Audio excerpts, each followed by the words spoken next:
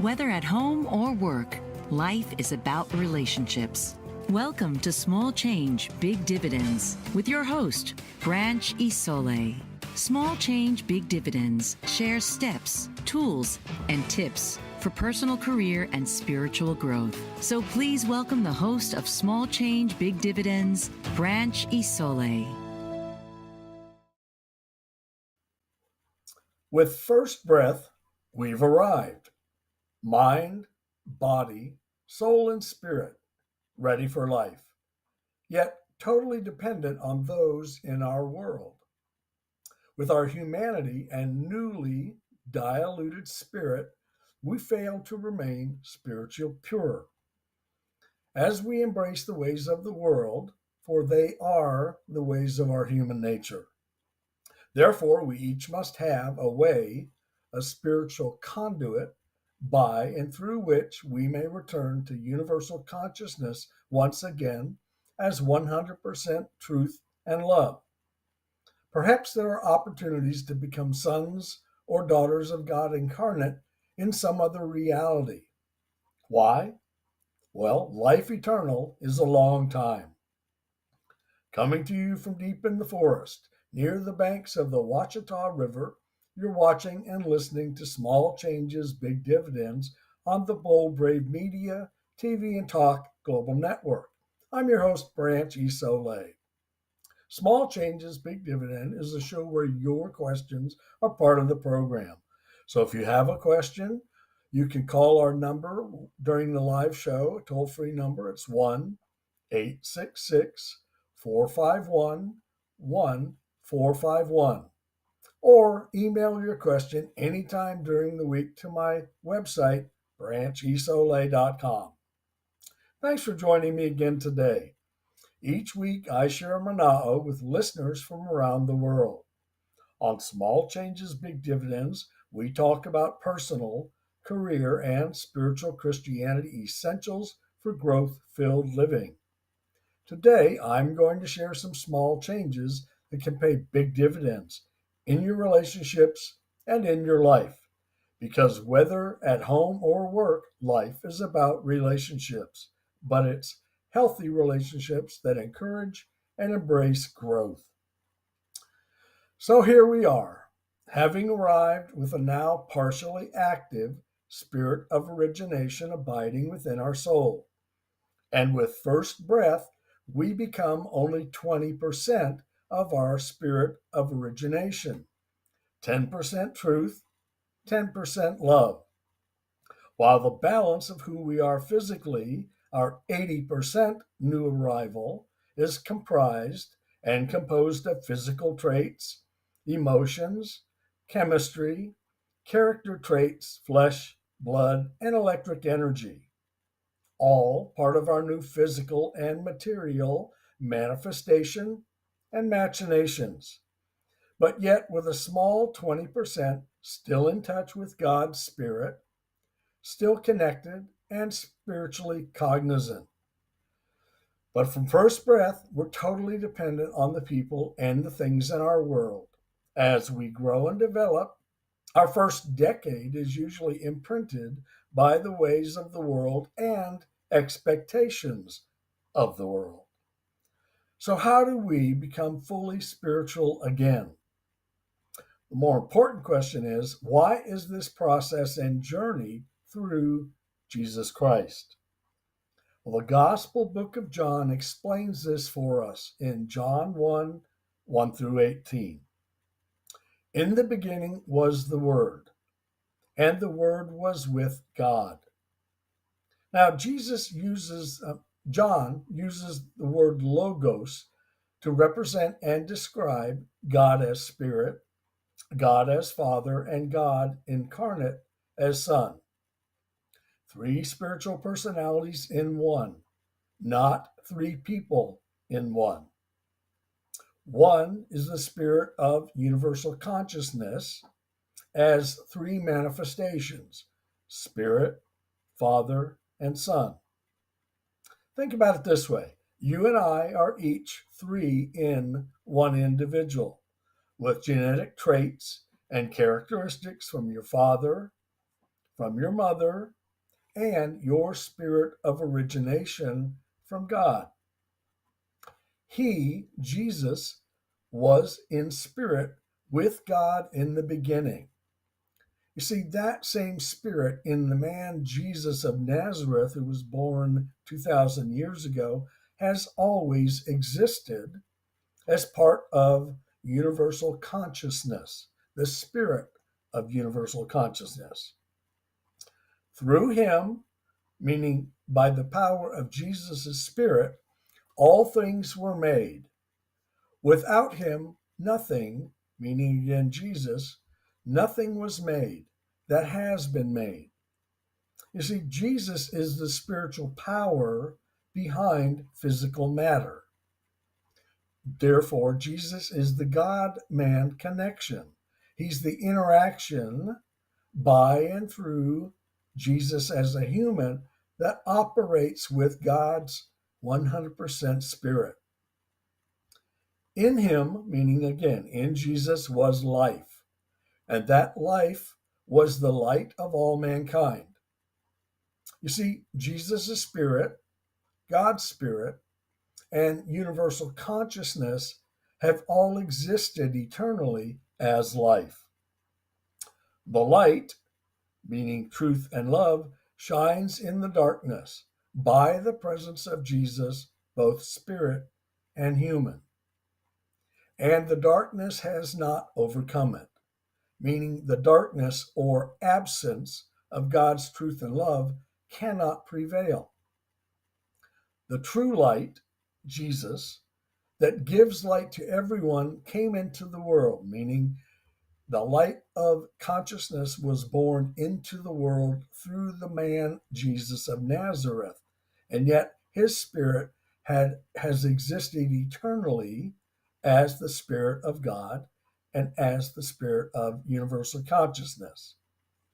Light giving light, life giving life.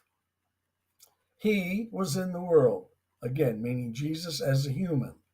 And although the world was made through him, through his spiritual strength as God, the world did not recognize him. This is because he appeared as a man and nothing more. He came into that which was his own, meaning Jesus is born into the Jewish people. But his own did not receive him. The Jewish people of his day, and since for that matter, have refused to recognize or believe in Jesus as the Messiah.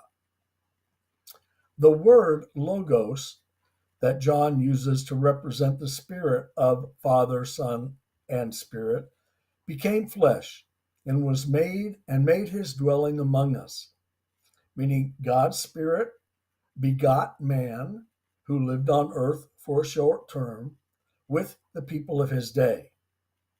But why does John use the word logos to represent this universal consciousness of spirit that is God, Son, and Spirit in action?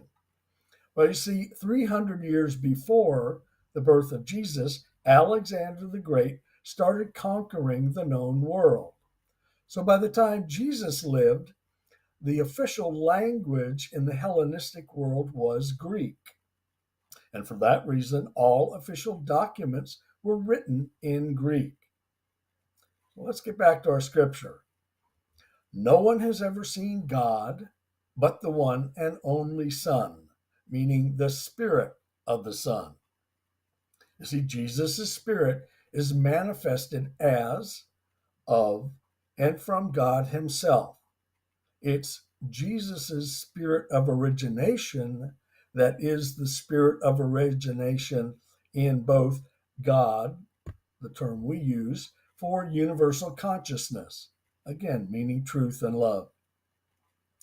God has revealed himself to the world through the humanity of Jesus of Nazareth, the God-man, or the Christ, the Messiah. And in this way, God remains universal consciousness, but is actively involved in all he creates through the Spirit of Christ Jesus. through the spirit of the man who would become Jesus 2,000 years ago. And in doing so, his spiritual presence lives before, here, and hereafter. So let's get back to our question. How do we, each of us, become more fully spiritual? Well, we do it by reactivating our now partially active spirit of origination. Remember, we're 100% spirit of origination until we're born. And then we become both human and spirit.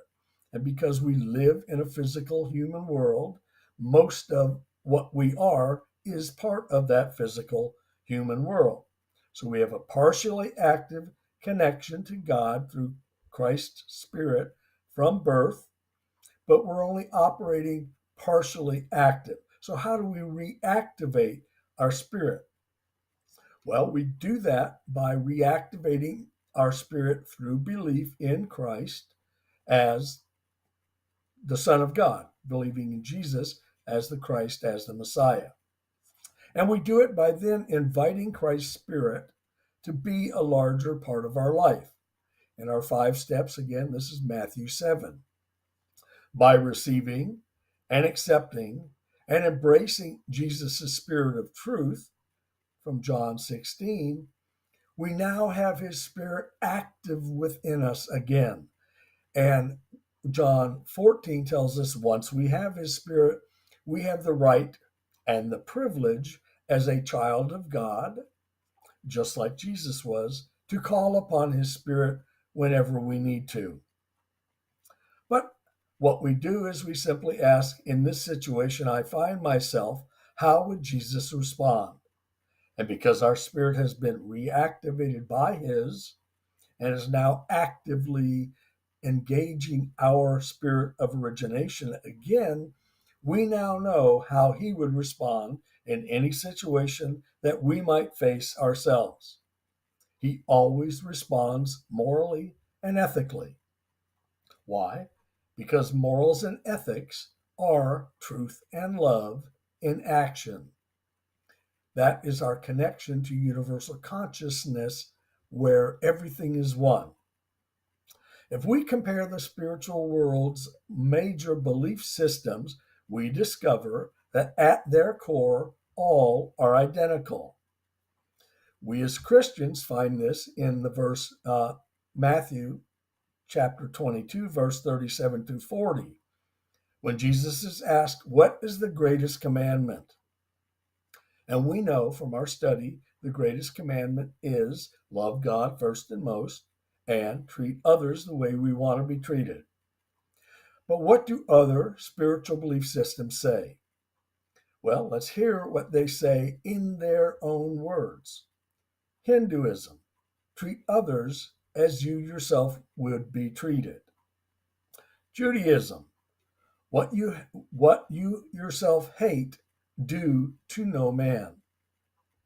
Buddhism, hurt not others with that which pains yourself.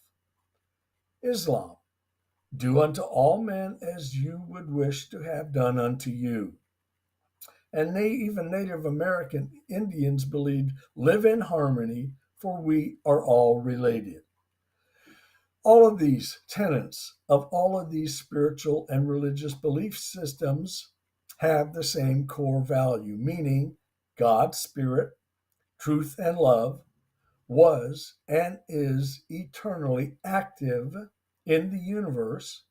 And for Christians, we acknowledge that activeness is through Jesus, the man who was born in Nazareth. God's universal spirit was through and by the Spirit that would become Jesus. And this spiritual awareness was shared with every spiritual master throughout history, from as far back as 3,500 years ago to the masters of Hinduism up to 600 years after Jesus' death through through Muhammad, about Allah and Islam. See, this spiritual cognition of universal consciousness of God as spirit Father and Son, or God man, was given to Siddhartha, to Moses, to Muhammad, to Jesus, and to many other spiritual and tenet masters throughout history who lived at different times across the world in different groups and peoples. Because all of these spiritual masters knew, were, and became aware of God's two foundational tenets: love God first and most, treat others the way we want to be treated. And yet, not one of these other spiritual masters or teachers ever claimed to be God in human form, except one.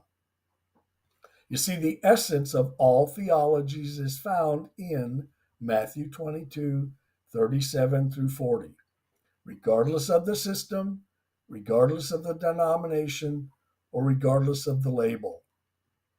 If you and I did only these two things, love God first and most, treat others the way we would like to be treated, our whole life, our whole world would be infinitely different and better.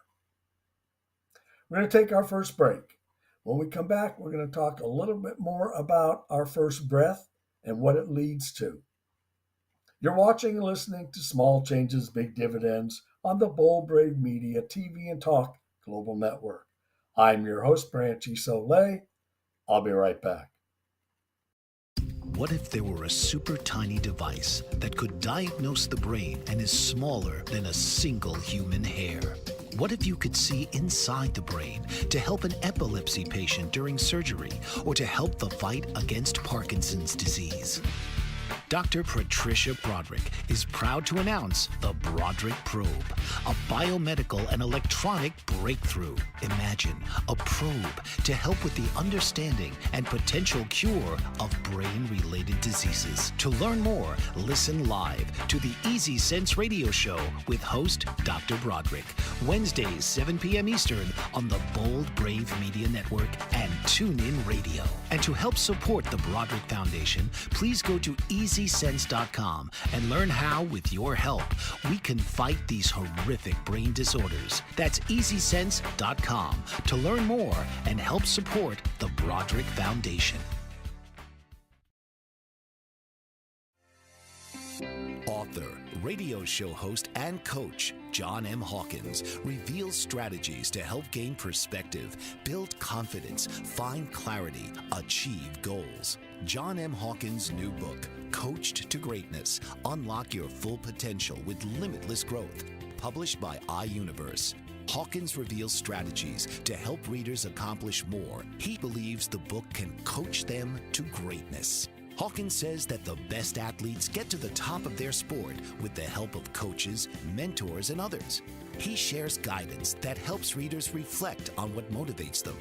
We discover and assess their core values, philosophies, and competencies, find settings that allow them to be the most productive, and track their progress towards accomplishing goals. Listen to John Hawkins' My Strategy, Saturdays, 1 p.m. Eastern on the BBM Global Network and TuneIn Radio.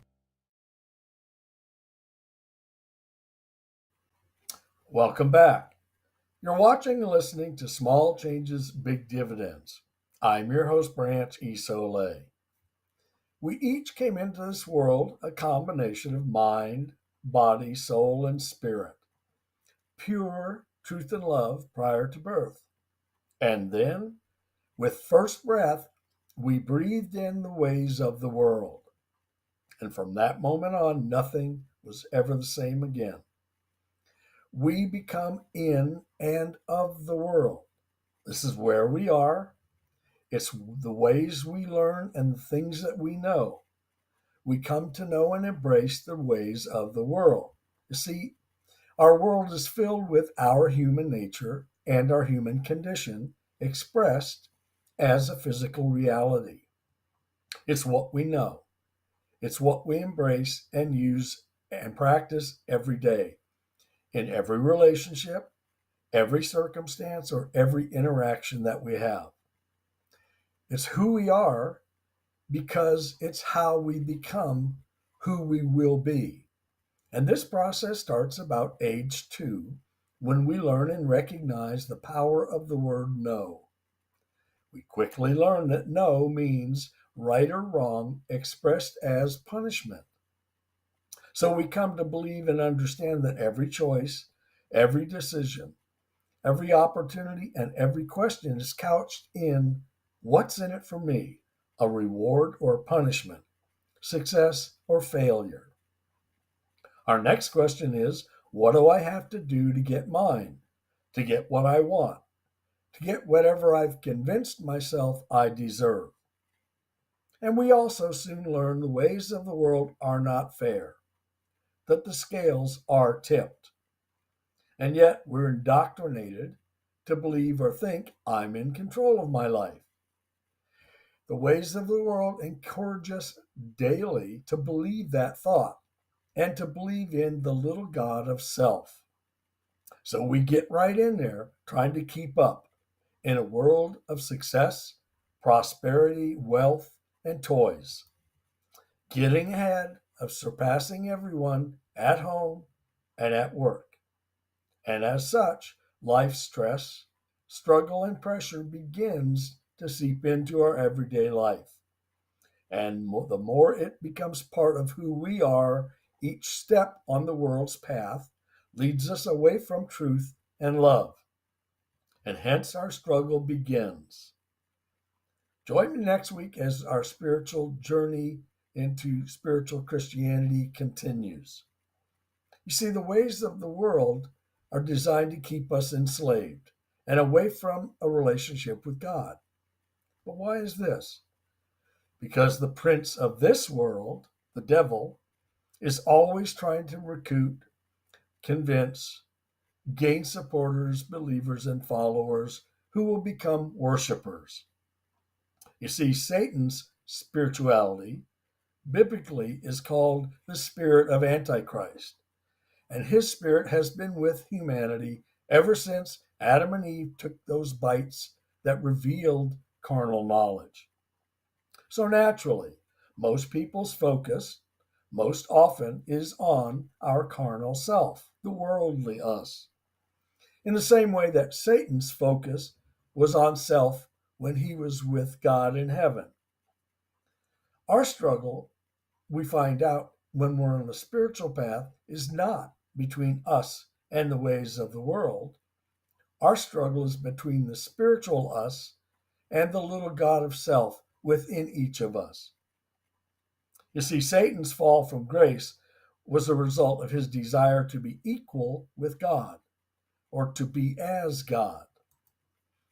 You see, original sin had nothing to do with sex. It was about pride, pride in self, and pride in the identity of our ego. That was what Satan grappled with when he was testing God. We do the same thing with our little God of self. We test God. It was true for him and it was true for us.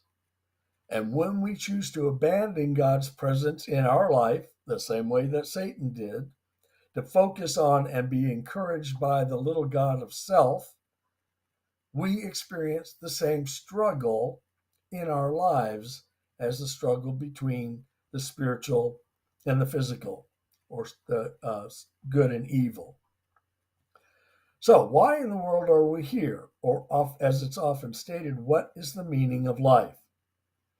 You see, this question has been asked again and again throughout history by people in every age, from every nation, every region, every tribe, and every land. And it's certainly the number one question wondered about across the globe throughout history. So, why are we here? What is life's purpose? Every life story, every life journey is a set of experiences seeking the meaning of truth and searching for love. We search for love with and through the people we come into contact with while we're on life's journey. One purpose of life is seeking out truth in experiences, events, or circumstances in our daily interactions. And although the world is not an easy nor equitable place, truth and love are and remain the two structural pillars of life's purpose. And for everyone who ever lived, including you and me, we all had that same journey, searching for truth and searching for love. It's the core of who we are spiritually. So we automatically have it in our spiritual nature to seek it out. And yet, the world tests, challenges, and tempts us to avoid truth, to abandon love, and instead to seek all we can acquire from our material world. It's the world's ways that keep us focused on our needs, wants, and desires as we try to negotiate or fend off the stress, struggle, pressure, and conflict of daily living. In this way, every life is similar. So the real question is why? Why are we here? Well, I believe that we're here to understand that there is a God and to acknowledge He exists. You see, each life, your life, my life, is a series of opportunities to come to know of God and then to know Him better by knowing His ways. And when we learn about His character and nature, to know Him deeper and more fully, interestingly enough, we find out that His character and nature are truth and love. Out of this have come religions, right? From over 4,000 years, we have a variety of religions still active in our world today. And the interesting thing is, most religions tell us God is either all love or all punishment. So why? Why would they say that? Why would they encourage us to believe that? Well, they want us to believe that we have to go through them or the people in the religion, the priests, the popes, the imams, the rabbis. They want us to believe we have to go through the individual of the religion in order to get to God. It's in this way that they influence and goad us into following rites and rituals in order to keep us on the track of that religion, to keep our focus on them and the process more than on God. If you've ever participated in organized religion, you've probably heard this statement: God is love. Or perhaps you heard God's wrath is fire and brimstone. Neither one of those is 100% true. You see, God is like a loving parent who has unconditional love for all He has made while responding as a loving parent, capable of forgiveness and also capable of discipline. Because as creator, God loves all He has created, including each of us. But He responds to those who recognize and call upon His parental love. And like every loving parent, He desires and expects His children to learn through character building exercises and experiences in order to become more truthful, more accepting, more tolerant, and more giving. Think of it this way: God's like a parent who goes to the park with his children. Now, there's other parents and other children in the park, and God cares what might happen to all of those. But He loves and protects His children. Why? Because each of His children has voluntarily chosen to become a child of His.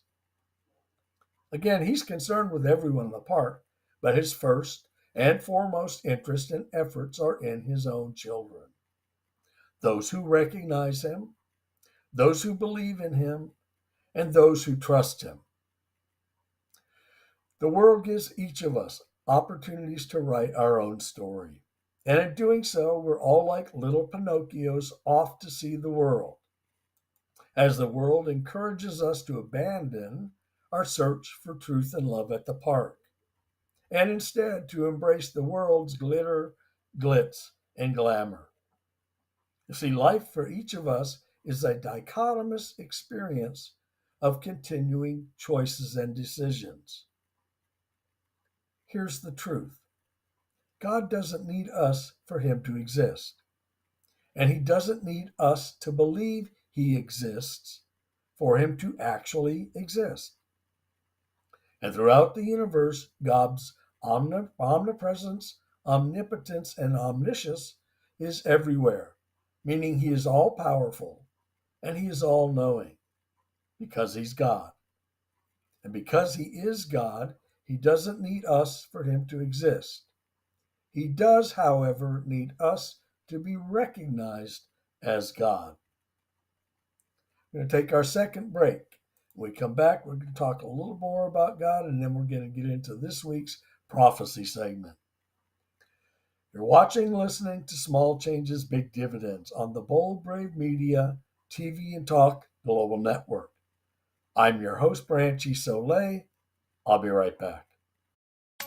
Did you know that your beliefs create your entire reality, but it's the subconscious beliefs that do most of the creating? Belief shifter and life coach Shiraz can help you identify those limiting beliefs and eliminate them, often in a single session. Like it was almost instant, like I had relief right away. Creating better health, relationships, careers, and finances. Let Shiraz help you step out of safety and into awareness. Definitely something's happening. It's like a flow inside. It feels good. Whether in person or online, Shiraz provides personal coaching, belief shifting. Visit Shiraz at energeticmagic.com or call 416-529-7429. Energetic Magic on the BBM Global Network, Tuesdays at 7 p.m. Eastern. Find your greater happiness. Be well. Be aware. Be magical. Are you struggling to care for elderly parents or a spouse? Do you wonder if being a caregiver is making you sick? Are you worried about taking time off work to care for elderly parents and balance work, life, and caregiving? Has caregiving become exhausting and emotionally draining? Are you an aging adult who wants to remain independent but you're not sure how? I'm Pamela D. Wilson. Join me for the Caring Generation radio show for caregivers and aging adults, Wednesday evenings, 6 Pacific, 7 Mountain, 8 Central, and 9 Eastern, where I answer these questions and share tips for managing stress, family relationships, health, well-being, and more. Podcasts and transcripts of the Caring Generation are on my website, PamelaDWilson.com, plus my caregiving library, online caregiver support programs, and programs for corporations interested in supporting working caregivers. Help, hope, and support for caregivers is here on the Caring Generation and PamelaDWilson.com.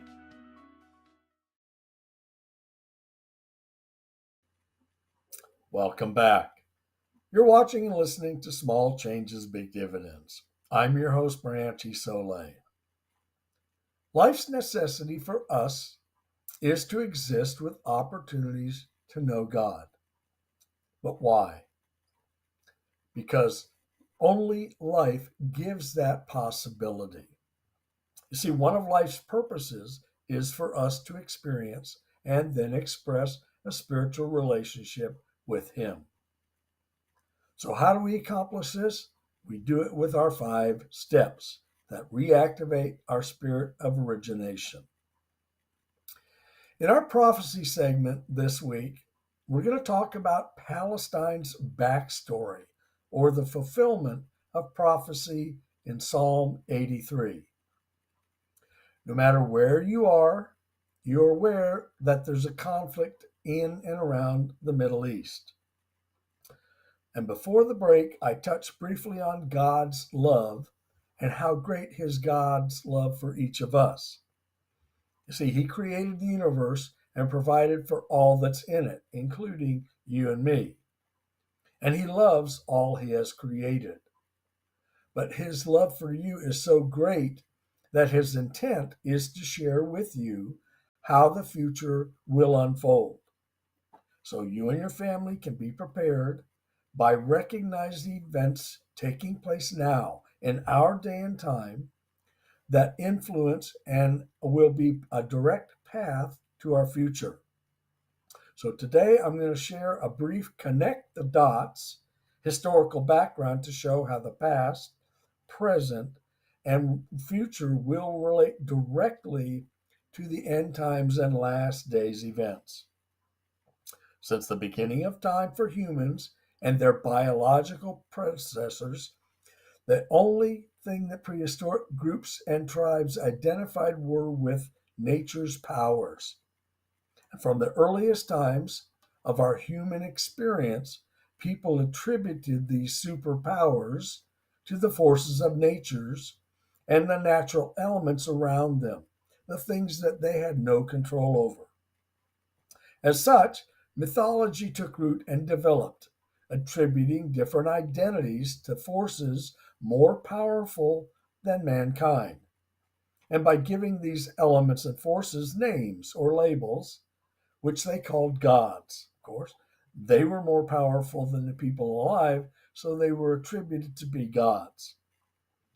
And gathered together for survival, different groups, different tribes, and different collections of people embraced mythological tales filled with powerful and purposeful gods, which were then passed down through each generation for education and life application.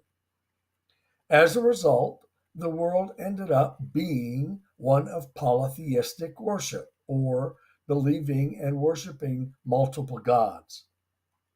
Gods had different names and identities because they had different powers over different areas of life. And by attributing different named gods for different natural or unexplained forces, people encountered and gave purpose to polytheistic beliefs. About 4,000 years ago, out of this polytheistic mindset came a nomadic herdsman named Abram, who lived in southern Iraq. Now, Abram came to know of God and abandoned the many gods of his day as he communed and grew in a relationship with God. And as Abram's spiritual awareness and connectivity with the Lord grew and deepened, his life was changed and materially blessed. He became very wealthy in possessions and slaves. One day, God instructed Abram to leave Iraq and go to a land called Canaan, a land that God told Abraham he would inherit for his continued faith and belief. Now, Canaan, the land, the geographic area, would eventually be known as Palestine. As is custom in Mid-East families, the firstborn son is always first in line to inherit his father's possessions when the father dies. Now, Abram's wife, Sarai, couldn't have children, so she instructed Hagar, her handmaid, to become pregnant with Abram, so he would have a son to inherit his wealth. You see, at that time, nomadic herdsmen like Abram were known as Hebrews. So Abram and Sarai were Hebrews, but Hagar, the handmaiden, was not a Hebrew. She was Egyptian. During Hagar's pregnancy, Sarai became jealous and started to mistreat the pregnant Hagar. So Hagar ran away. But while she was in the desert, an angel of the Lord, the Spirit of God, appeared to her and told her to return home, because the Lord would give her a son and make him the father of a great people. So Hagar returned home. She gave birth to the son named Ishmael, and now Abram had his son to pass on his wealth, possessions, land, and inheritance to. However, 13 years later, Abram had an encounter with another heavenly messenger who explained that God had a plan for Abram and Sarai to have a son of their own. It was then that God made a covenant with Abram, which included new names for him and his wife Sarai. They would now be known as Abraham and Sarah. Sarah gave birth to a son named Isaac. And after Isaac was born, Sarah became jealous that Ishmael, the firstborn, would still inherit everything that Abraham had. So she convinced Abraham to send Hagar and Ishmael away. Now, Ishmael had been the apple of Abraham's eye. but he did as he was requested, and he banished Hagar and Ishmael. But again, as they languished in the desert, an angel of the Lord came and rescued them.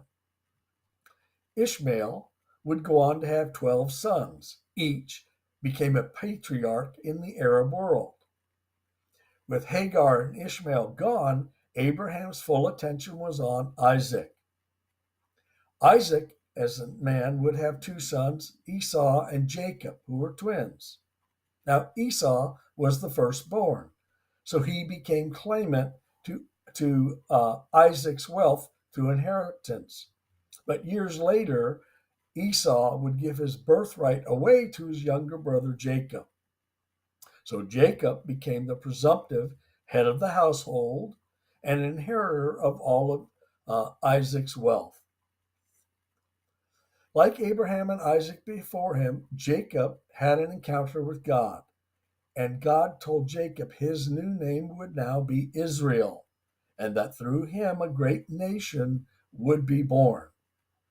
So Israel had 12 sons, just like Ishmael. So you see, many of the Jews and Arabs battling each other today, who have been at odds for the past 4,000 years, both claim their ancestry through their lineage back to Abraham as patriarch of their family or clan.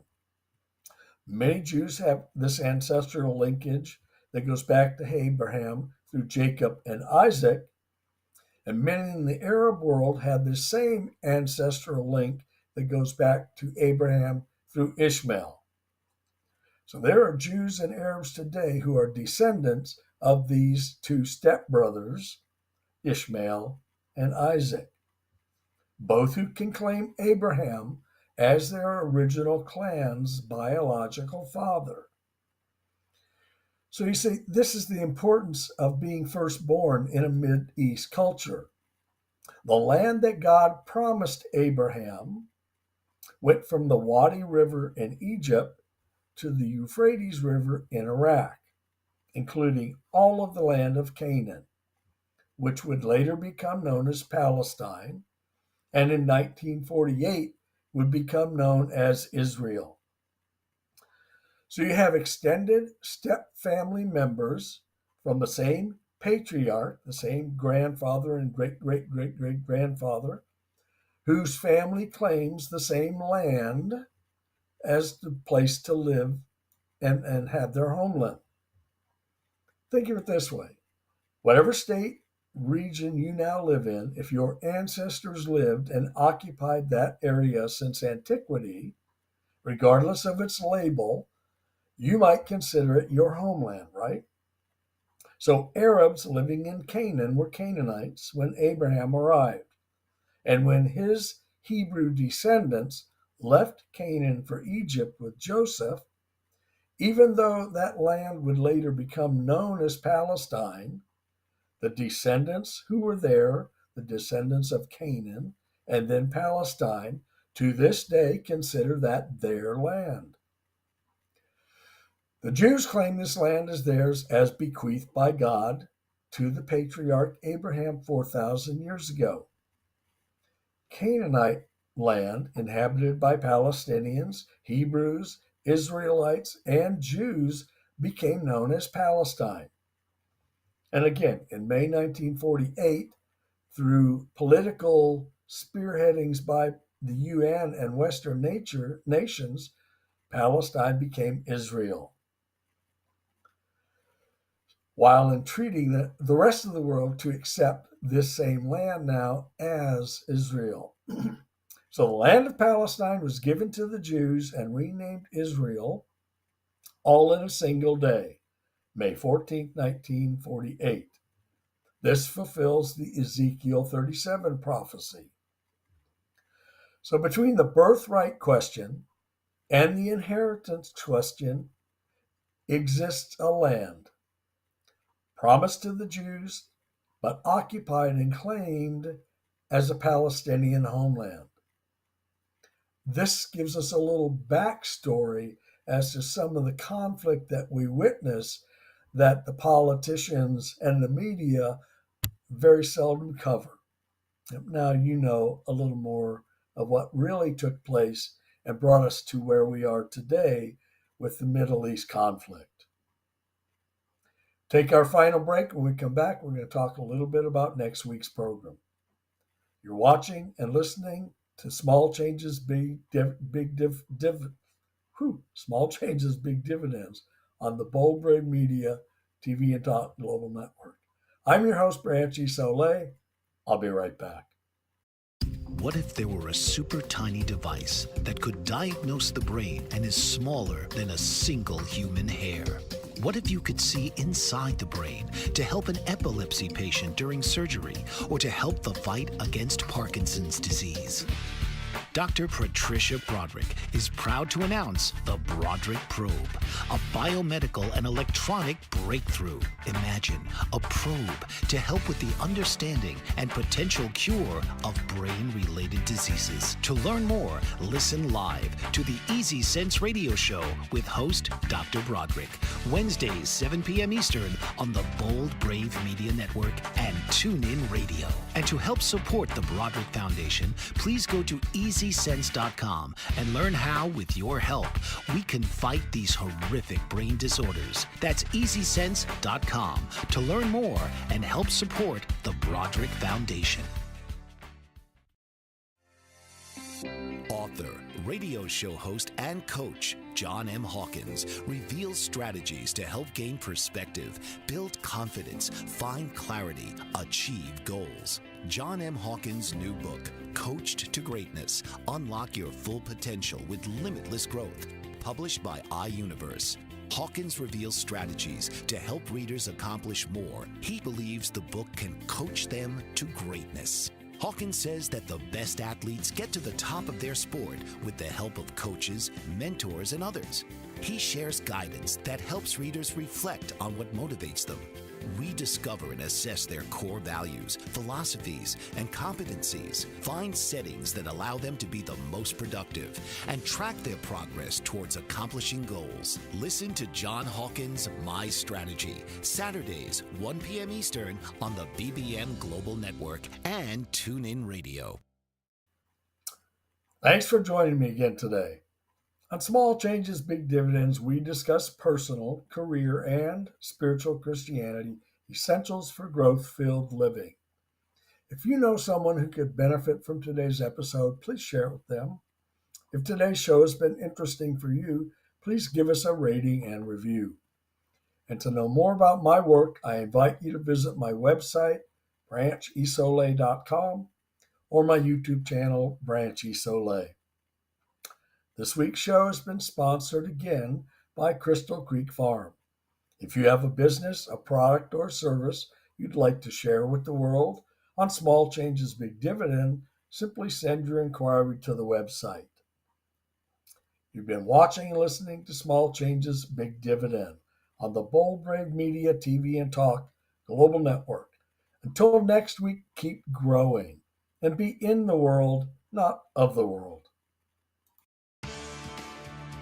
This has been Small Change, Big Dividends. When you're ready for healthier, more successful relationships at home or work, Small Change, Big Dividends is your show. Wednesdays, 4 p.m. Eastern on the Bold Brave TV Network.